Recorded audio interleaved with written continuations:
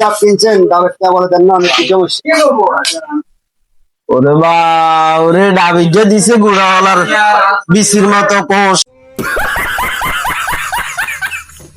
তো তোরা একজনে নাই বেটি আল্লাহ দুটো কিলো চলে গেছে।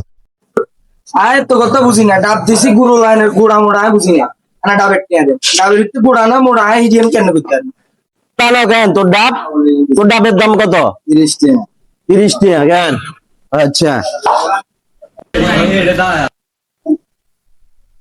তোর ডাবের কোষ কোগা তিনগে ঠিক করি গা। তিনগে এই কাগজ আছে ডাবিয়ে তো কোষ কোগা।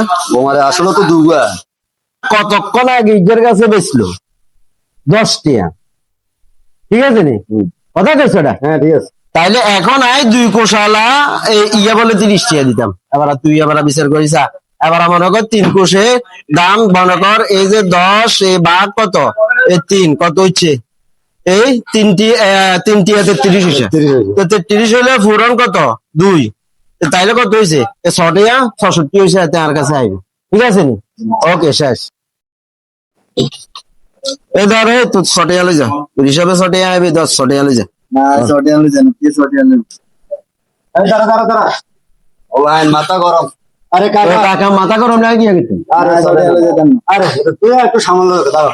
আরে মানে 10 টাকা দিয়ে দিন, বলাইনে লস কষ্ট করে না। আই গেলে দিতাম। আরে দিয়ে দেন, লস হলে লস।